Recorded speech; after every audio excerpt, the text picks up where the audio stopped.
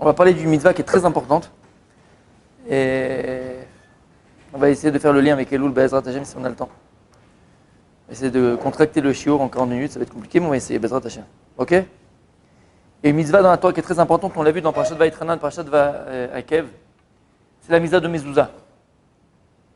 C'est écrit dans 2 endroits dans la Torah. Parashat Vaïtranan, c'est le premier paragraphe de Shema Israël. Le deuxième paragraphe de Shema Israël, il était écrit dans quel parashat il est écrit? Akev. Donc c'est les parashot qui se suivent. Donc Parashat Vaïtranan, c'est le premier paragraphe de Shema Israël, il est écrit Uktaftam al mezuzot betecha ou visharecha. Donc vous écrirez sur les mezuzot, les linteaux de vos maisons, ou visharecha et de vos portes. La halacha, on apprend de là que sur le parchemin de la mezouza, il faut écrire les 2 parchemins. Puisque dans le premier paragraphe, Ve'ahavta, on te dit Uktaftam, tu écriras, qu'est-ce que tu écriras? Ce que je te dis maintenant. Quoi? Ve'ahavta. Ensuite dans Ve'aya, dans Parashat Akev, qu'est-ce qu'il écrit à la fin? Uktaftam al mezuzot betecha ou visharecha, leman irbu yemechem benechem. Donc encore une fois, une deuxième fois, de là on apprend, la Gemara dans Menachot, que on doit écrire les 2 parashiot sur un parchemin. Voilà d'où on apprend ces 2 passages qu'on est sur la mezouza. Il a fait. Maintenant, a priori, qu'est-ce qui est écrit dans la parasha? Urtavtam al mezuzot betecha. C'est quoi mezuzot? C'est du pluriel. Mezouza, c'est du singulier. Mezuzot, c'est du pluriel. Maintenant, où on met la mezouza? Que d'un côté. Mezuzot, c'est sur les 2 côtés, là, on met les 2 linteaux. Pourquoi on met que d'un côté? Ah. Là, je t'écoute. Fais pas le malin maintenant. Non? Ça dit, fais pas de. T'es quoi, tunisien, toi, marocain, algérien, t'es quoi? Toi, t'es tout en même temps, on sera Louise. Sois clair! Il y a écrit mezuzot, c'est les 2 portes, les 2 côtés de la porte. Mezuzot, c'est les 2 linteaux. Pourquoi on ne met pas des 2 côtés? Ça serait sympa en plus pour les sofrim. Il y a plus d'argent. Non? Pourquoi on met que d'un côté? Alors tu as 2 protections, fils. Tu as 2 antivirus. Tu es hyper tranquille. Hein? Ou t'es nudiste de quoi? T'es nudiste? Je comprends pas, c'est quoi ton histoire là? T'es nudiste de quoi? Tu mets dans la boîte, on la met pas, on ne doit pas la mettre comme ça là, mezouza. C'est dans une boîte. Et même si la boîte elle est transparente, il n'y a pas de problème. On apprend ça. On apprend ça pour le schéma. Si maintenant tu es quelque part et il y a une là du mot, il y a une truc de chien par exemple, d'accord? Une halala de chien, pour rester poli. Ok? Si tu mets un gobelet en verre ou n'importe quoi en verre, on le voit, tu peux faire Kriyat Shema. Parce qu'on le voit, c'est la odeur. Donc là c'est pareil. Si tu la mets la mezouza dans quelque chose qui est protégé, c'est bon, il n'y a pas de problème, c'est fini. Vous comprenez? Après on dit mezuzot, on met que d'un côté. La Gemara dans Menachot, elle apprend ça de quoi? Lorsqu'Akadosh Hu il a frappé l'Égypte de la dernière plaie qui était, il a fait, il en forme. Super, ouais. Qu'est-ce qu'il y a écrit? Vous mettrez le sang à la mashkof vel shter mezuzot. Vous mettrez le sang sur le mashkof, sur le fronteau et sur les 2 linteaux. Mais si mezuzot c'est du pluriel, pourquoi dit shter mezuzot? Mezuzot. Sur sa Gemara elle dit, à chaque fois que la Torah elle t'écrit mezuzot tout seul, ça veut dire 1. Jusqu'à qu'elle te donne un nom, par exemple, je t'ai mezuzot. Et c'est pour ça qu'on met que d'un côté. Ah, maintenant, elle m'a dit pourquoi on met du côté droit? Bon, c'est les élections, mais arrêtez, ne dites pas des trucs qu'il ne faut pas dire, d'accord? Pourquoi on met du côté droit? Même la mezuzah, elle est à droite. Tu te rends compte? C'est Pélé Play, Bliremez, sans allusion, ok? C'est joli, c'est vrai. C'est pas mal. Pourquoi on met à droite? Qui dit quoi? Pourquoi la mezuzah, elle est à droite? La Gemara, elle apprend du pasuk. Urtavtam al mezuzot betecha, al tikra betecha, et la biatra. La façon dont tu rentres, la façon dont tu viens chez toi. Si maintenant tu es en med, d'accord, tu es droit comme ça, debout, et je te dis, bien, quel pied tu fais en premier? Toujours le droit. Toujours le droit. Donc ta façon dont tu rentres chez toi, tu mets la mezouza. De là, tu apprends non seulement une halakha extraordinaire, c'est pas qu'on la met à droite la mezouza, mais en plus, la Torah, elle t'apprend un moussar extraordinaire. C'est qu'avant de rentrer à la maison, tu dois toujours rentrer du pied droit, tzaddik. Parce que c'est là que les problèmes commencent. C'est l'expression en français, tu t'es réveillé du pied gauche. C'est quoi cette expression bizarre? Mais c'est la vérité. C'est-à-dire que c'est une expression qui veut dire que commence les choses de manière positive. Donc d'un bon pied, quand on dit d'un bon pied, c'est quoi le bon pied? C'est le pied droit. Il y a des mariés ici, Nachon. Et il y a des futurs mariés, Bezrat Hashem. Hop, hop, hop, hop, hop, hop. Vous avez du boulot, hein. Ah, ils en peuvent plus, je crois que les... Ah, stop. Ezrat Hashem, elle a prié là. C'est moi, Elul, Ezrat Hashem. C'est un klal, les amis. C'est un klal, Ezrat Hashem dans le couple. Que ce soit pour l'homme ou pour la femme, pour les deux. Comprends une chose, et ce n'est pas le cours d'aujourd'hui, donc on va juste passer, mais juste pour le moussard extraordinaire, c'est qu'un homme, Ezrat Hashem, il doit comprendre. Avant de rentrer à la maison, arrête-toi 2 secondes et dis-toi une chose, que le scénario de ta soirée dépend de la façon où tu vas rentrer chez toi. Peut-être que derrière la porte, ta femme ou ta future femme, elle s'est pomponnée. Elle a dit ce soir, je lui fais un kiff. J'enlève la djellaba, la halouk, le machin, le jogging, je me fais belle pour lui. Elle t'a préparé un petit plat sympathique. Pour une fois, elle va te faire plaisir. Non, pour une fois, elle va être sympathique. D'accord? Et toi, si tu rentres du pied gauche à la maison, c'est quoi du pied gauche? Avec tes problèmes, avec ta lourdeur. Tu prends ta femme pour ton punching ball. Ou le cotel, tu vas mettre l'alimentation, tu vas lui parler, tu vas le machin, tu vas truquer, tu vas là. Tu peux gâcher tout le scénario de ta soirée. Elle n'avait pas eu une soirée, tu as des yeux qui brillent, qu'est-ce qui se passe? Les yeux qui brillent, c'est beau. D'accord? Elle avait prévu pour toi une soirée de ouf, extraordinaire. Tu as tout gâché avec ta lourdeur. La Torah te dit, la mezouza met du côté dans la façon dont tu rentres chez toi. Et tu dois rentrer chez toi, toujours, du pied droit. Laisse tous tes problèmes à l'extérieur. Donc tu rentres dans le principal, le Ikar à Ikarim de ta vie. Le Ikar, c'est pas ce que tu fais à l'extérieur, dans ton travail, dans ton limoud, dans ton machin. Non, c'est pas ça le principal. Le principal, c'est ta maison. Le principal, c'est tes enfants. Le principal, c'est ta femme. Et nous, on fait complètement l'inverse. À l'extérieur, on sourit à tout le monde. On est hyper sympa avec tout le monde. On aide tout le monde. On est le type le plus gentil du monde. Et ta femme, la pauvre, elle ne comprend pas. C'est pas lui, c'est pas possible, c'est pas lui. Elle a raison. Parce que tu as 2 personnalités, une à l'extérieur, une à l'intérieur. Alors c'est vrai. C'est vrai qu'à l'extérieur, quand tu fais plein de choses, on parle de toi. Qu'est-ce qu'il est gentil, qu'est-ce qu'il est sympa, qu'est-ce qu'il est serviable, qu'est-ce qu'il est tzaddik, qu'est-ce qu'il est... Et c'est vrai qu'à la maison, on n'a pas ces mahmaot là. C'est vrai que c'est dur pour une femme de dire merci ou un enfant de dire merci parce que pour eux c'est normal. Et c'est là où il est ton combat tzaddik. Et je fais la parenthèse. Donc de ce halakha là, on apprend quelque chose d'extraordinaire. Donc ça, c'est une voie halachique la mezouza. Et comprenez, on a dit plus d'une fois hein, que dans chaque mitzvot de la Torah, il dit le Zohar HaKadosh, que la Torah, dans les mitzvot de la Torah, il y a razin et razin des razin. Je le dis plus d'une fois, d'accord? Rappelle-toi.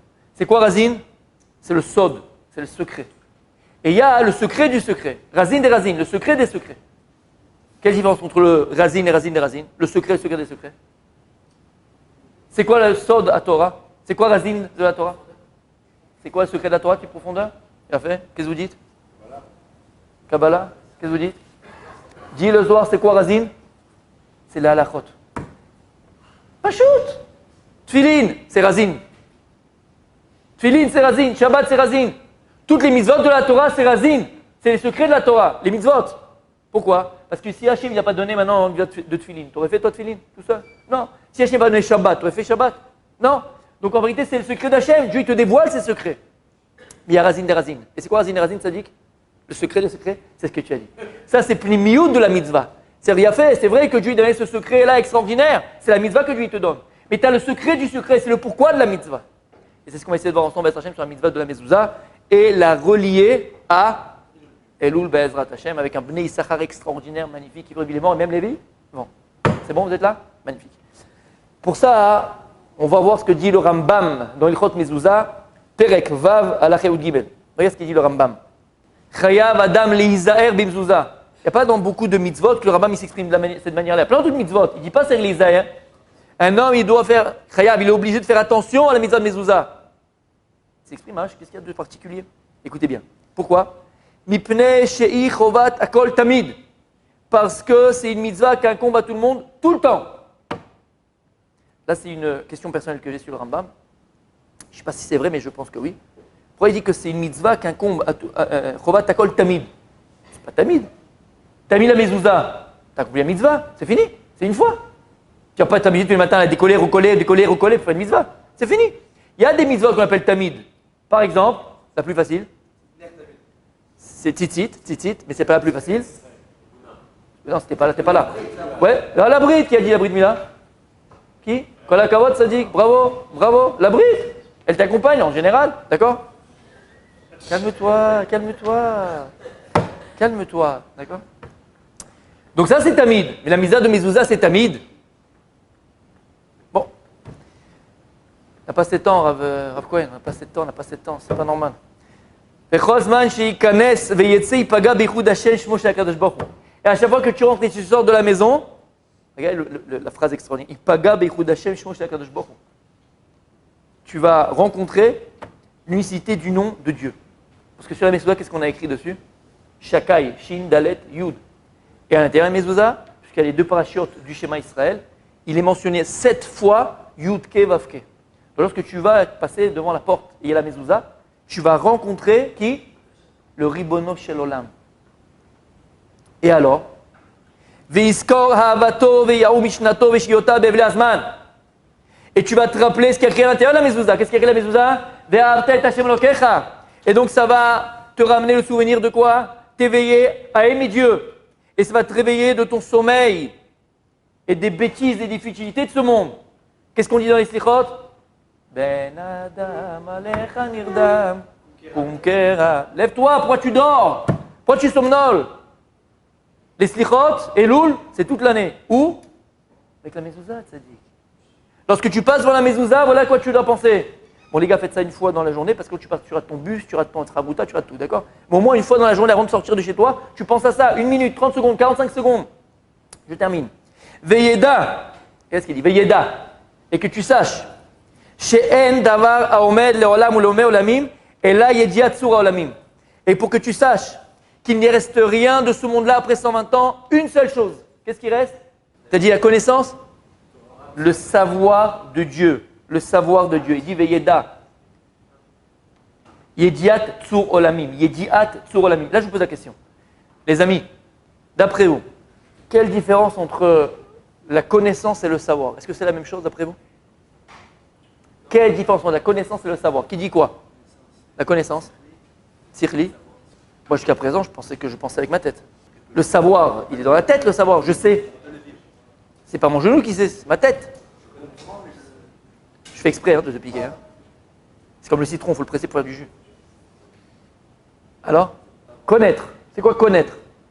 Et c'est quoi savoir? C'est pareil, c'est autour d'avoir, c'est la même chose? Nous, qu'est-ce que vous dites? On se réveille. Quelle différence entre connaissance et savoir? Écoutez bien, vous étiez à l'école? Bien fait. Lorsque tu révisais ton histoire géo, qu'est-ce que tu faisais? Tu emmagasinais des connaissances. Pourquoi? Pour une bonne note pour le bac. Connaître, c'est pas savoir. Tu peux faire de la médecine, tu connais. Tu peux apprendre comment la fusée Ariane marche, tu connais. Connaissances sont emmagasiner les connaissances.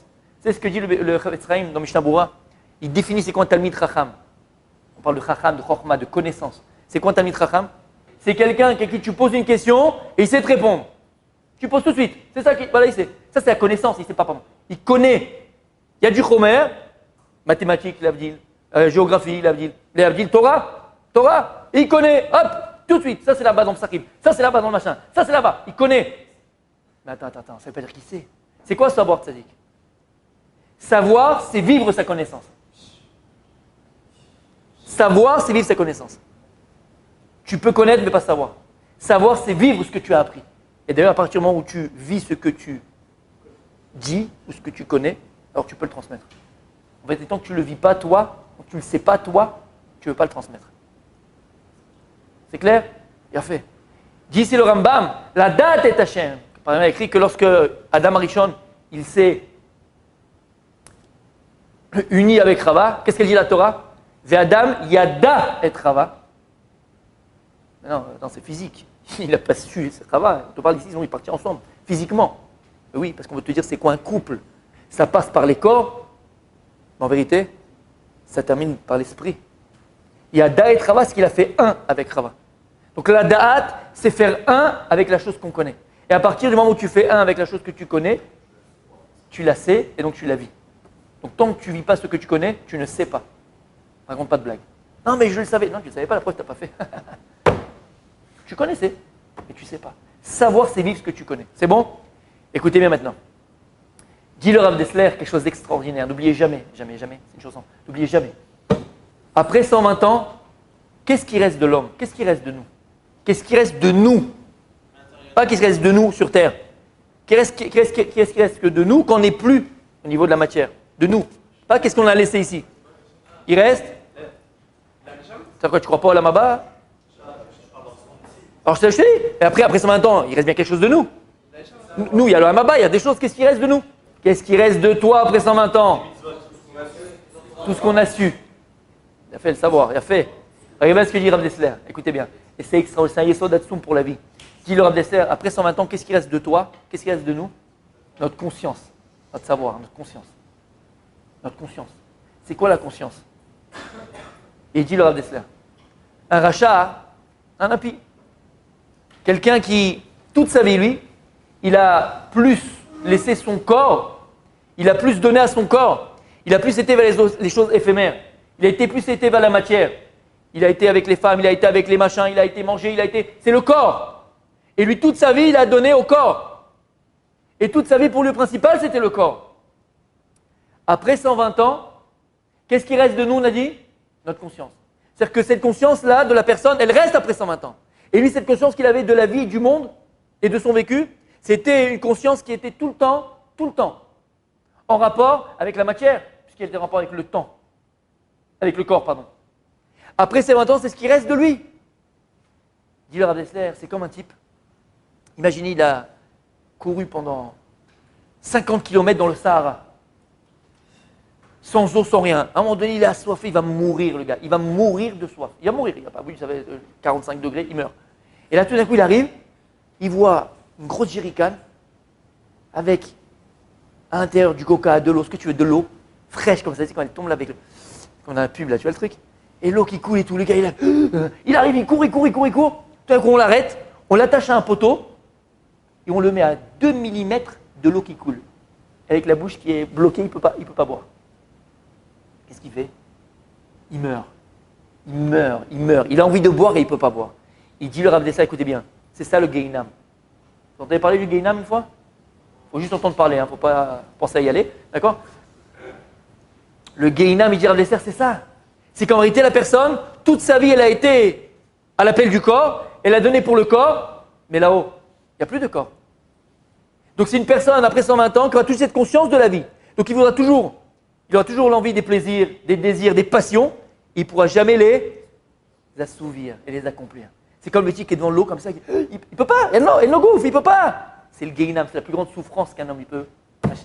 Mais l'éternel, c'est là. Et il dit, c'est ça le tzaddik, au contraire. Quelqu'un, au contraire, qui a vécu cette vie-là avec son corps. Mais simplement, le corps, il était secondaire à l'essentiel. Il s'est donné dans ce monde-là. Torah, mitzvot, sa femme, ses enfants, il s'est occupé, il a fait du chesed, il était dans le vrai, il était dans l'essentiel. La conscience qu'il a eue de Dieu, c'est celle qu'il aura là-bas. Et c'est ce qui est écrit dans les Sfarim Akdoshim. Nehenim miziv ashrina. On va profiter comme ça de la shrina d'Hachem. Pourquoi? Parce que la conscience que tu as eue de Dieu là-bas, d'ici, alors elle va se multiplier encore là-bas. Et encore. Et Dieu va encore te dévoiler. Et il dit, c'est ça le Gan Eden. C'est ça le Gan Eden. Pas plus et pas moins. C'est clair? Il a fait méot. Donc il dit le Rambam, Veyeda she'en davar omed leolam u'le'olam olamim, ela yediat tzur olamim. Umiyad. Et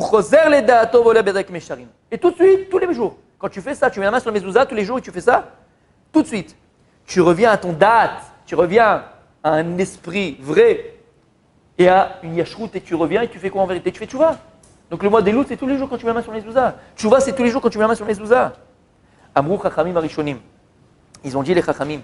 Kol mi sheyesh lo tefillin berosho bizro'o vetzitzi bebigdo umezouza bepitro burzak ou shloecheta. Quelqu'un qui a sur lui 4 tzitzit, quelqu'un qui a la tefillin sur le bras, quelqu'un qui a la tefillin sur la tête, et quelqu'un qui a la mezouza sur la porte de la maison, et il sort de la maison, chazaka, que cette journée-là, tu ne fauteras pas. Tu as toujours libre arbitre, mais il y a une chazaka, tu as une protection particulière qui fait que tu ne fauteras pas. Et la question, elle est, comment ça marche? Pourquoi c'est comme ça? C'est bizarre, non? Parce que tu as la mezouza, tu as les tzitzit, tu as les machins. Disent les chachamim, en vérité, lorsqu'une personne elle accomplit une mitzvah, qu'est-ce que tu fais? Chaque mitzvah qu'on accomplit, ou l'inverse, malheureusement, qu'est-ce qu'on fait? Il y a fait. On crée un malach. Donc, ce malach que tu as créé, c'est un malach qui vient ici, qui est mélitz, qui est shomer alecha. Maintenant, quand tu as ces mitzvot qui sont les 4 tzitzit, 4, les 2 tefillin, ça fait 2, ça fait combien en tout? 6. Et la mezouza, ça fait combien? 7. On a 7 malachim autour de nous qui nous protègent. Nous protègent de quoi? C'est quoi le chet? C'est quoi le chet? C'est l'Yetzer Hara. Le Yetzer Hara, il apporte de la maison, il attend la personne tous les jours pour te mettre des baffes, va te faire passer une petite secrétaire, comme il faut. Il va te faire voir des trucs que tu ne dois pas voir, t'entends des choses que tu ne veux pas entendre, et ainsi de suite. Il va te préparer une bonne meshouya pour la journée. À toi maintenant d'être assez fort pour être gaber sur ça. Si tu as cette mitzvot, tu es protégé du Yetzer Hara. La question qu'il a, et ça lui brûle les lèvres, je lui dis à sa place, quel rapport? Pourquoi est-ce que j'ai cette mitzvot-là alors vous savez, ça va me protéger du Yetzer Hara? Quel rapport? Non? Écoutez bien. Le Satan, le Yetzer Hara, dit le Baal HaTurim qu'il a 7 kochot. Où on voit qu'il a 7 kochot, le Baal HaTurim il est dans Parashat Vaishlach. Lorsque Yaakov il va se prosterner devant Esav, Esav vient avec 400 hommes, il veut le tuer, et là Yaakov tout d'un coup, il se prosterne 7 fois. Et après, il l'embrasse, il fait bisous, il lui fait chouchou. Comment c'est possible? Tu voulais le tuer, qu'est-ce qui s'est passé? Dit le Baal HaTurim, le Yetzer Hara, la Touma, les forces à Touma, ils ont 7 kochot. Il y a 7 forces de Touma, 7 degrés de Touma. Lorsqu'il s'est prosterné, cette fois Yaakov devant Esav, il a réussi à briser les 7 écrans de Touma, les 7 forces de Touma qui existaient en Esav. Et là, Esav il est devenu bon, Bémet, parce qu'il restait que le bon, que le bien de lui. Alors il a embrassé son frère Yaakov. C'est pour ça que Yehoshua, que lorsqu'il va faire la guerre contre Jéricho, la ville de Jéricho, ils vont tourner combien de fois? 7 fois. Pour enlever la Touma de Jéricho et pouvoir conquérir la ville. C'est pour ça que, où on voit encore le chiffre 7, quand tu mets les tefilines, on fait 7 tours de tefilines. Ça, c'est racine des racines. Pourquoi tu fais 7 tours de tefilines? Pourquoi on ne fait pas 4? Pourquoi tu ne fais pas 8? Pourquoi tu as 10? Pourquoi tu as 2? Pourquoi 7? Parce que dit la Gemara dans cette brachot, Ve'ahavta et Hashem l'okara bechol levavecha. Pourquoi il n'y a pas écrit libecha, ton cœur? Levavecha, tes cœurs. Parce qu'on te dit que Yetzer Hatov et Yetzer Hara. Tu dois aimer à Dieu avec ton Yetzer Hara et ton Yetzer Hatov. On fera un cours que sur ça une fois, mais ça veut dire quoi? C'est que tu dois aimer Dieu avec ton corps et avec ton âme. Même le corps, il est dans la Avodat Hashem. Avec ton corps et avec ton âme. Ah, dit le Baal HaTanya, qui est le Admour HaZaken, le premier fondateur de la Chassidut Chabad, il explique dans le Tanya, Bechol levavecha she'etzerecha. C'est-à-dire que le Mishkan des Yetzarim, il est dans le cœur. Le Yetzer Hatov, il est à droite du cœur. Le Yetzer Hara, il est à gauche du cœur. Alors qu'est-ce qu'on fait? On va faire 7 tours. Pourquoi? Pour annuler, pour emprisonner les 7 kochot du Yetzer Hara. Voilà quand tu lui pensais tous les matins. Pour être protégé, pour être tranquille dans ton limoud, tranquille dans ta vie, tranquille avec ta femme, tranquille avec tes enfants. Par exemple, ceux qui se sont mariés, et Bezrat Hashem, vous allez tous vous marier. Amen. Voilà. Il y a, c'est un milagre dans la Chassidut, mais c'est très bien de le faire. La femme et la Kala, elle tourne 7 fois. Le premier pshat, c'est parce que tu dois comprendre, on dit au Khatan en fait, en remez, elle va te faire tourner la tête. Tu as encore le moyen de te barrer. Mais personne ne comprend jusqu'à présent parce que tout le monde reste, on termine la choupa. En tout cas, d'accord? En tout cas, là on a compris. Pourquoi? Parce que c'est quoi ici qui se passe? La faute, la première faute, à cause duquel la mort elle était écrite dans le monde, c'est à cause de Chava qui a écouté le serpent et qui a donné à Adam Arishon, ça a amené la mort. Donc qu'est-ce que ça a amené en plus? C'est que le Yetzer Hara, à la base, il était à l'extérieur de l'homme il n'était que bon. Et maintenant, le Yetzer Hara est rentré à l'homme. C'est-à-dire que maintenant, on a une méchouée en nous. C'est que des fois, tu fais une fila de Baba Salé, waouh, tu étais au cotel, on dirait qu'est-ce que tu as fait, c'est vrai, tu étais sincère. Et en sortant du cotel, tu as sifflé 4 filles qui sont passées. Qu'est-ce que tu fais? Qu'est-ce que tu as fait? Tu étais à la maison d'Hachem, tu as fait une fila de ouf. Pourquoi? Dit le Rachon Levitch. Parce que le Tov et le Ra, l'or et le Chocher, il est Bouvia, il est mélangé en nous. Des fois, on est bon, des fois, on n'est pas bon. Instantanément. Parce que le Yetzer Hara, il est entré en nous. À cause de qui? De la femme, Chava, qui a fait donner à manger à l'homme, le Etz Hada Tov Vara. Qu'est-ce qu'elle fait la femme? Elle tourne autour de l'homme. Parce que lorsque le Nachash, le premier serpent, c'est le Yetzer Hara, le Nachash Kadmoni, lorsqu'un serpent, il veut tuer sa proie, manger sa proie, qu'est-ce qu'il fait? Il l'enroule. Pareil.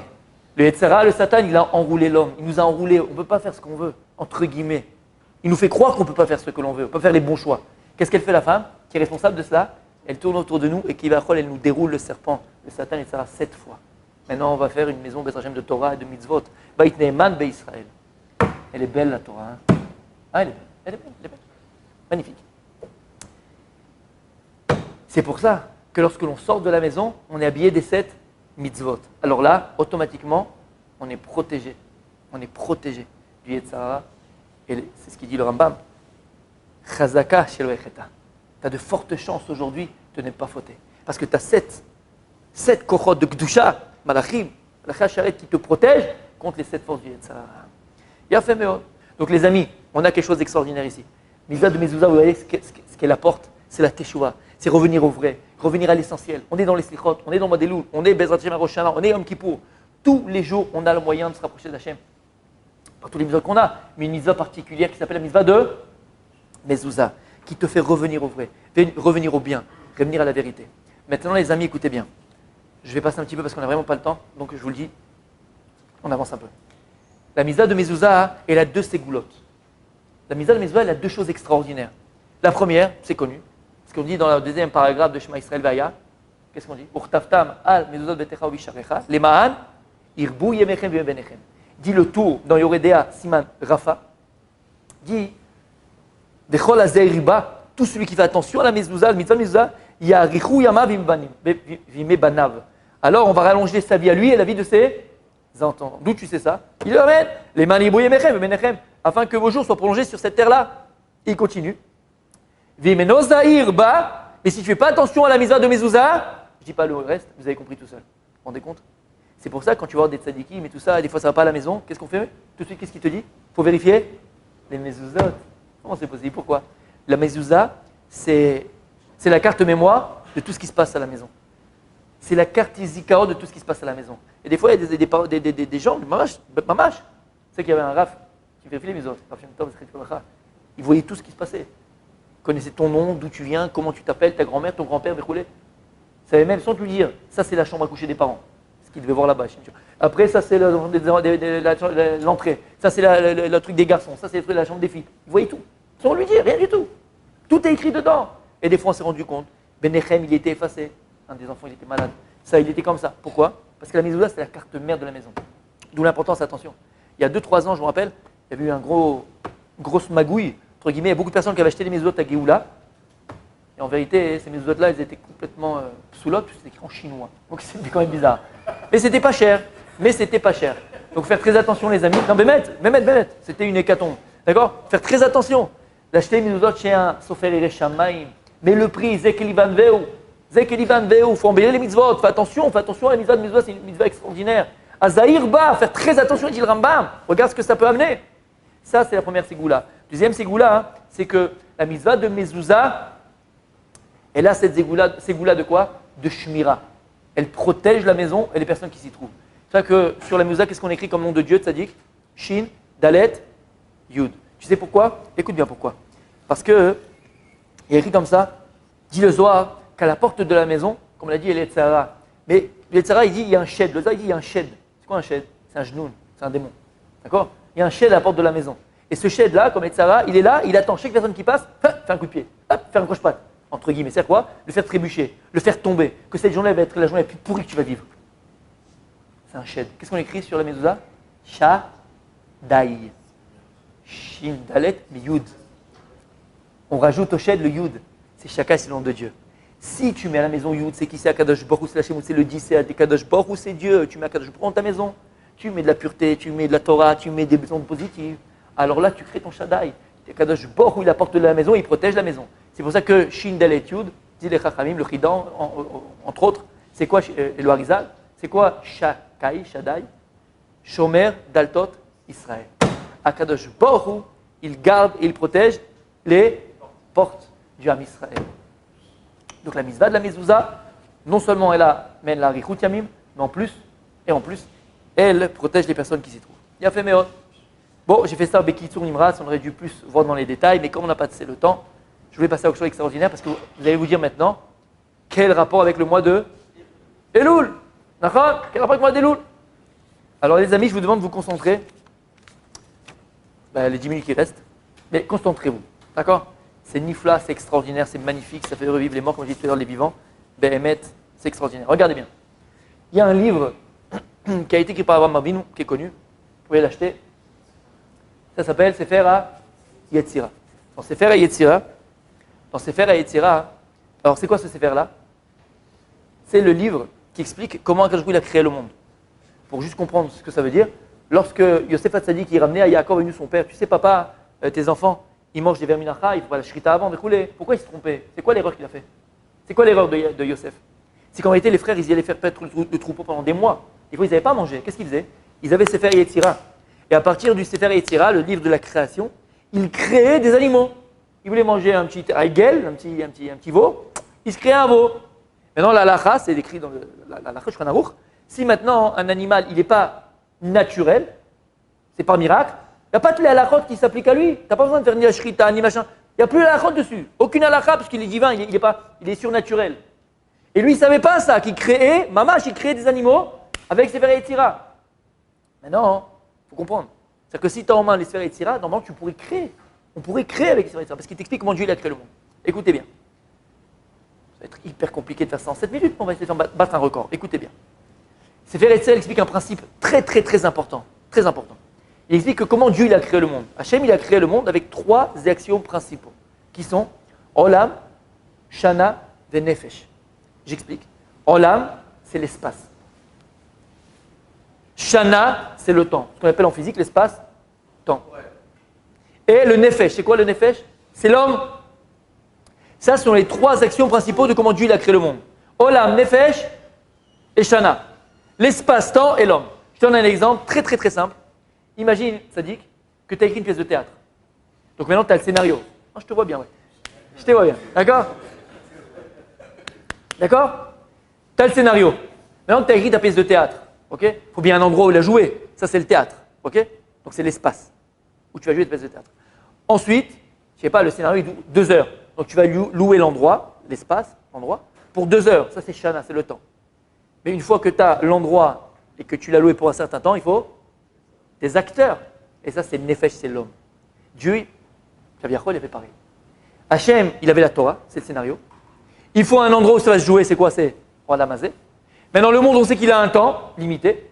6 000 maximum le Mashiach. 6 000 à 7 000, c'est Yemot Mashiach, tout est beau, tout est rose. 7 000, 8 000, il n'y a que Dieu, après c'est fini. Donc le temps, il a une limite. Et il faut des acteurs. C'est qui l'acteur? C'est nous, c'est Adam, c'est nous, Israël, le monde, les humains. Il a fait mort. Vous avez compris le principe? Il a fait mort. Maintenant, Shana, c'est quoi on a dit? C'est le temps. Le temps, c'est une création. Dieu, il a créé le temps. On voit ça, Parashat Bo. Quand je vous donne mes premières mitzvahs en Israël, c'est la mitzvah de Rosh Chodesh. Le Sforno, regarde sur place, qu'est-ce qu'il est Sforno? C'est un Sforno, n'oublie jamais. Il dit le Sforno, lorsque Dieu il a donné Rosh Chodesh au Ham Israël, il a donné le pouvoir du temps au Ham Israël. C'est-à-dire que le Ham Israël est au-dessus du temps. C'est pas qu'on dit que En Mazal, l'Israël. Parce que c'est nous-mêmes, entre guillemets, le Mazal. Parce que c'est nous-mêmes qui faisons que le monde, il arrive où il doit arriver. C'est nous-mêmes. La preuve, combien il y a de mois dans l'année? 12. Pourquoi 12? Fais-moi 6. Fais-moi 18. Pourquoi 12? Keneged, Shtem Esrei Shvatim. En parallèle des 12 tribus. Parce que l'homme Israël est sur le temps. Donc il gère le temps. Chaque mois de l'année correspond à une tribu.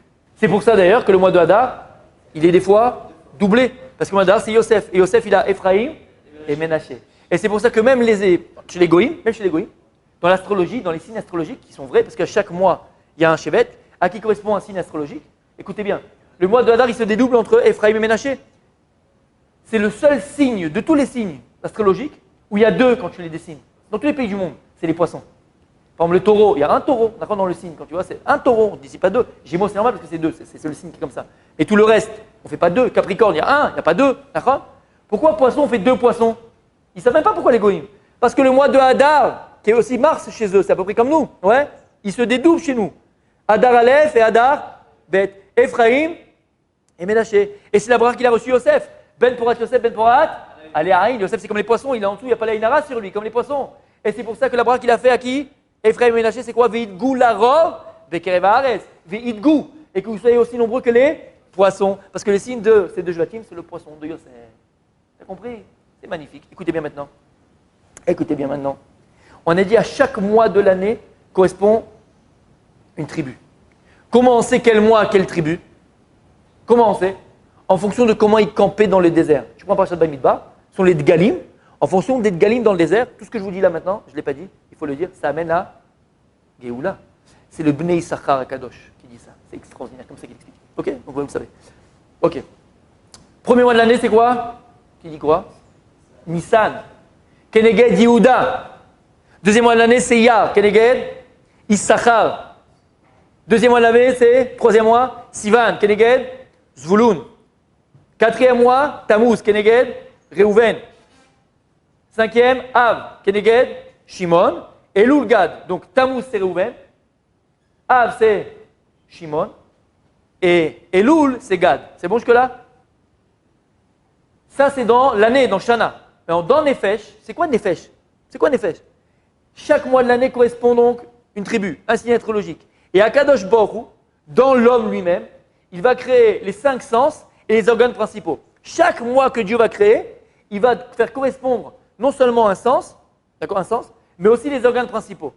Et dit le Sefer Yetzira que le mois de Tammuz Kérouven, Dieu va créer la Reïa, Dieu va créer la vue. Dans le mois de Av, qui est le mois de Shimon, Dieu va créer la Shmiya, l'ouïe. Dans le mois de Elul, Dieu va créer la Asiya. C'est quoi la Asiya? C'est l'action. D'ailleurs, le mois de Tammuz, le 29 Sivan, et donc tout le mois de Tammuz jusqu'à Tisha B'Av, les explorateurs sont partis explorer la terre d'Israël. Et qu'est-ce qu'ils ont fait en terre d'Israël? Ils ont exploré avec leurs yeux. Avec quoi ils ont fauté? Avec les yeux, avec la Reïa. On a abîmé la Reïa. Au mois de Av, ils sont revenus et ils ont dit la terre d'Israël, elle est mauvaise, elle est tati, elle est tachimichement, elle est pas bien, elle est tata. Dit Batamara, qu'est-ce qu'on a fait nous? On a entendu. C'est la Shmiya. Réhouven, pourquoi Réhouven? Mois de Tammuz, la Reïa. Qu'est-ce qu'elle a dit là quand elle est Réhouven? Ra'a Hashem, Dieu il a vu que je suis haï. Ra'a, Réhouven, c'est le mois de Tammuz. Lorsqu'elle a eu Shimon, qu'est-ce qu'elle a dit? Shama Hashem, il a entendu aussi que j'étais haï. Shimon, Shama, c'est le mois de Av. Lorsque tu prends le mois de Tammuz, Réhouven, le mois de Av qui est Shimon, rachetez votre Réhouven, Shimon, c'est quoi? Riche, Resh, Shin. Rash, c'est quoi Rash? C'est un pauvre. Il y a Evion, il y a Ani, il y a Dal et il y a Rash. Parce que c'est les 2 mois les plus pauvres d'Israël, où on a perdu le Beth Amikdash, où il y a 3 semaines, Ben Ametzarim, on a cassé les louchot, tout là. C'est les mois les plus graves d'Israël, les mois les plus tristes d'Israël, les mois les plus pauvres d'Israël. Ils sont Rash. Vous avez compris le principe? Il a fait. Maintenant, toute cette ma'arechet, ce qu'on vient de parler maintenant, dit le Arizal, ça c'est le système que Dieu a créé. Mais il faut déclencher un système. Par exemple, toi, d'accord? Qu'est-ce qui fait que tu respires? Tu es là, tu marches, tu parles, tu fais, tu bouges. Qu'est-ce qu'il fait? Dieu a créé le corps. Mais après, il faut qu'il marche le corps. C'est la Neshama. C'est Dieu. C'est le souffle divin. C'est-à-dire qu'il faut à chaque fois qu'il y ait Dieu pour qu'une chose existe. S'il n'y a pas Dieu dans la chose ne peut pas exister.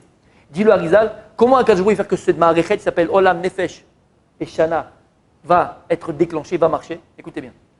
Comment on appelle Dieu Ba'olam Azeh? Quand tu fais ta tfila, tu dis Baruch Ata Hashem Magen Abraham. Comment tu dis Baruch Ata Hashem Magen Abraham? Comment tu dis? Baruch Ata Adonai. On ne dit pas Yud Kevavke. Comment il est écrit comment il est écrit dans le Sédo? Yud Kevavke. On ne le lit pas comme il est écrit. Comment tu le dis? Baruch Ata Ado Shem. D'accord? Donc c'est le Shem Adonut de Dieu. On ne le prononce pas comme il est écrit. D'accord? Quand tu dis Hashem Elech le matin, quand tu dis Hashem Elech, Hashem Alach, on le dit dans les slichot. Comment vous dites Hashem Elech, Hashem Alach, Hashem Imloch Lamael? Comment il écrit Hashem Elech, Hashem Alach? Il n'est pas écrit ici. Hein? Yud Kevavke. Pourquoi tu ne le dis pas comme c'est écrit? On ne peut pas le dire. Pourquoi? Parce que c'est le nom, mais fourrage de Dieu.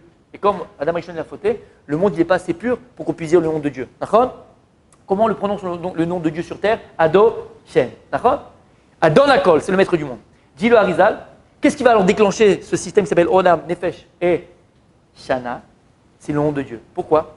Lorsque tu écris le nom de Dieu, on termine Bezrat Hashem dans 3 secondes, 3 minutes. Écoutez bien. Quand tu écris le nom de Dieu, Tzadik, Ado Shem, donc tu as le Aleph, tu as le Dalet, tu as le Nun et tu as le Yud. Tu le vois? Tu l'as maintenant dans ta tête? Vous l'avez tous dans la tête? Ok. Dis le Harizal, tu écris la lettre Aleph. Comment tu écris Aleph? Aleph, Lamed, P. C'est bon ou pas? Après, il y a Dalet. Dalet, comment tu écris Dalet? Dalet, Lamed, Tav. Après, tu as Yud, tu as Nun. Nun, Vav, Nun. Et après, tu as Yud. Yud, Vav, Dalet. Donc, si j'écris les lettres, je les écris. Combien de lettres en tout j'ai? 12. Puisque j'ai 4 lettres avec 3. 12. Dis, ces lettres du nom divin que j'ai maintenant en main, chaque lettre va correspondre à un mois. Et c'est elle qui va déclencher, donner vie à ce mois-là. Donc le Aleph de Aleph, Lamed P qu'on a dit, c'est le Nissan. Lamed, c'est Iyar. P, c'est Sivan. Ensuite, on a Dalet, c'est Dalet, Lamed Tav. Dalet, c'est Tammuz. Lamed, c'est Av. Et Tav, c'est Elul. Alors c'est quoi Tammuz et Av? Dalet, Lamed, ça fait quoi? Dal, encore pauvre. Parce que c'est les mois les plus pauvres d'Israël. Maintenant, quand on vient dans les slichot, qu'est-ce qu'on dit? Qu'est-ce qu'on dit? Kedalim ou Kerashim dafaknu de la techa. Quoi Kedalim ou Kerashim? Parce qu'on vient de 2 mois qui sont pauvres d'Israël, où on a péché, on était à Natania à faire le. Oui, avec les yeux et avec la Shmiya, c'est les mois où tu fautes le plus, t'as dit, que tu vois ce qu'il ne faut pas voir. Kerashim ou Kedalim, Dafaknu, de la Techa. C'est quoi Delet? Dalet, c'est Tammuz, on a dit. Lamed, c'est Av, et le Tav, c'est Elul. Elul, c'est lui qui crée la Delet. C'est lui qui crée la porte pour revenir vers Kadosh Baruch Hu. Vous avez entendu? Kerashim ou Kedalim, Dafaknu, de la Techa. On sort de Tammuz, on sort de Av, au mois de Elul. Elul, c'est la porte de la Teshuvah. De la Techa, Tuchim les Kabel, Shavim. Tes portes, elles sont ouvertes au mois de Elul parce que c'est Delet. On parle de Elul les deux. On parle de Tammuz et de Av, on arrive à Elul. Vous avez compris? Si on a compris ce principe, les amis, je termine avec ça, Mamash. Quel rapport avec la Mezouza? Vous m'avez dit, Nachon? Écoutez bien. Il y a écrit dans Parashat Vaïtranan. Il y a écrit Vaïtranan el Hashem. Écoutez bien, c'est extraordinaire, c'est magnifique. Vaïtranan el Hashem, Ba'etaï, il est mort. Il y a écrit, Moshe Rabbeinu, il a prié Hashem pour entrer en Israël, Ba'etaï. Rashi, vous l'avez vu, Rashi sur place? Quand est-ce que Moshe il a prié Dieu? C'est quoi Ba'etaï à ce moment-là, à cet instant-là? C'est quoi Ba'etaï? Rashi dit c'était en Elul. D'où il sait que Rashi c'était en Elul? Il dit que c'est en Elul, Rashi. Regarde Rashi, il dit c'est en Elul. Et il dit c'est quand? C'est lorsqu'il a fait la guerre contre le Og et Sichon. Og Melech Haïmori, Og Melech Habashan, Sichon Melech Haïmori. C'est deux rois qui étaient à la porte d'Eretz Israël. Et c'est quoi ces deux rois-là? En vérité, ces deux rois-là, ils empêchaient toute doucha de pénétrer Eretz Israël. C'est eux qui protégeaient, entre guillemets, la Touma d'Eretz Kenaan. Et les 31 rois qui étaient là-bas, ils n'avaient pas peur. Personne ne pouvait venir. Le roi Israël ne pouvait pas venir, ne peut pas entrer. C'était deux bodyguards. Mitzada Klipot, Mitzada Touma. C'est clair? Alors d'où il sait Rashi que c'était en Elul qu'il a prié? Aet. C'est quoi Aet? Aïn, Tav. On a dit que dans le Nefesh, qu'est-ce que Dieu a créé dans le Nefesh au mois de Elul? La Asiya. Asiya, c'est Aïn. Asiya. Et c'est quoi la lettre que Dieu il a donnée au mois de Elul? Des lettres, c'est le Tav. C'est Aet. Voilà d'où il sait que c'est le mois de Elul. Parce que les deux, c'est quoi? C'est la Asiya du mois de Elul et c'est le Tav avec lequel Dieu il a créé le mois de Elul. Il a fait Meod. Alors écoutez bien maintenant. On a dit qu'il y avait deux rois qui étaient à la porte d'Eretz Israël, Og et Sichon. Dis le Bnei Issachar. Lorsque tu prends maintenant Sichon, Gematria 134. Og, Gematria 79. Ça fait en tout 213. Alors je l'ai amené ici. Écoutez bien. Mezouza. Ici, c'est les parachutes qu'on a dit, d'accord? Ici, je ne sais pas si vous le voyez tous, il y a Shaddai, d'accord? Le nom de Dieu. Et en haut, vous voyez en haut là, quelque chose là écrit là? Vous voyez un truc? Attention, quand tu achètes une mezouza, il faut qu'il y ait écrit en haut là, c'est ça ce qui est écrit, c'est à l'envers, c'est écrit à l'envers dans la mezouza. En vérité, c'est quoi? Regardez, c'est de l'hébreu, c'est pas du chinois. Regardez, vous voyez en haut là ce qui est écrit là? Il y a écrit, je vous le dis, il y a un kaf, bizarre, il y a un vav, il y a un zayin, il y a un vav, il y a un bet, il y a un mem, il y a un vav, il y a un kaf, il y a un samer, il y a un zayin, il y a un kaf encore, le même que le début, il y a un vav, il y a un zayin, il y a un vav. Donc ça fait kuzo, bekumsaz, kuzo. Ils ont pété un câble, sauf qu'est-ce qu'ils voulaient là? C'est un code. Et là, dit le Bnei Issachar, cette phrase, quoi, ces lettres que l'on écrit, c'est un des Shemot Hashem, c'est un des noms kadosh de Dieu. Quand tu prends les Gematria de toutes ces lettres, 213. Pourquoi? Parce que Og et Sichon, c'est le symbole de la Touma, c'est le symbole, Yetzara, c'est le symbole de ce qui garde la Touma et qu'empêche la Gdusha de pénétrer. On met le nom divin 213 parce que Og, c'est comme le Shed qui est à la porte de la maison, qui veut mettre toute la Touma à la maison. Alors on met dessus pour amoindrir, pour annuler ces forces de Touma. On met ce nom de Dieu qui va amoindrir, qui va annuler ces forces de Og et de Sichon. Combien de Shvatim sont restés à l'extérieur d'Eretz Israël? Jusqu'à présent, moi je dis ces 2 Shvatim et demi, là, franchement, c'était des zéros. Non? C'est pas honte rentrer en Eretz Israël, Natania à la plage, tu veux pas ça? Tu veux pas? Pourquoi tu restes là-bas? C'est comme ça qu'on les voit, Nachon, tous. C'était qui? Gad, Reuven et Chatzi, Shevet Menaché. Nachon? Jusqu'à présent, je dis ceux-là, ils n'ont pas fait ce qu'il fallait. Mais dans la Torah, on voit à peu près que c'était pas bien ce qu'ils ont fait, Nachon? Et est-ce qu'il est Bnei Issachar? Il dit au Bnei Issachar, les noms de Dieu qui est Yud Kevavke, il peut se permuter de 12 manières différentes, puisque le He, il est 2 fois dans le mot, donc mathématiquement parlant, tu as 12 permutations du nom divin, d'accord? Tu peux écrire Yud Kevavke, tu peux écrire aussi Yud He He Vav, tu peux écrire Vav He He Yud, d'accord? 12 permutations. Dis le Harizal que les différentes permutations du nom de Dieu, les 12 différentes permutations du nom de Dieu correspondent aux 12 tribus. Chaque tribu, elle a un nom divin qui lui correspond. C'est clair? Alors combien de Shvatim sont restés de l'autre côté du Jourdain? Combien? 2 et demi. 2 et demi. Gad, Reuven, Chatzi, Shevet, Menaché. Gad, nom divin, c'est 26. Toujours le même, d'accord? Même si la permutation est différente, c'est. Reuven, c'est encore 26. Et Chatzi, Shevet, Menaché, c'est combien? 13. 26 et 26 plus 13. 26, 26, 52 plus 13. 65. 65 vers le numérique de Mezouza. Pourquoi ils sont restés à l'extérieur? Parce qu'ils ont pris la place de Og et de Sichon. ils vont être la mezouza d'Eretz Israël. C'est par ces deux Shvatim-là que la Gdusha va rentrer en Eretz Israël. Voilà pourquoi ils sont restés. Ils ne sont pas parce qu'ils voulaient pour leur troupeau, ça c'est de la blague. Ils sont restés pour être la mezouza du Ham Israël, parce qu'il faut une mezouza pour la Gdusha, pour protéger Eretz Israël. Eux, c'était la protection d'Eretz Israël, c'était la mezouza d'Eretz Israël. Et à toute porte, il fait une mezouza. Lorsque tu fais la tfila, on rajoute une petite phrase. Adonai sefatay tiftar fi yagid tilatecha. La Gemara dit que ça ne fait pas partie du Shemona Esrei. Après, tu le rajoutes. Parce que là, lorsqu'on arrive dans le Shemona Esrei, on rentre par la porte, on rentre dans le palais du roi. Et quand tu rentres dans un palais, tu passes par la porte, Sadik. Tu ne veux pas comme ça rentrer comme tu veux. Donc il faut une mezouza. Il faut une mezouza, ta tfila. Le Shem Adonai, Gematria, 65. C'est la mezouza de ta prière. Si tu veux rentrer et prier devant Kadosh Baruch Hu, il faut que tu aies la mezouza à la porte. C'est quoi? C'est le nom de Dieu. Alors Elul, comment on l'appelle? Tammuz, Av, Elul, Delet.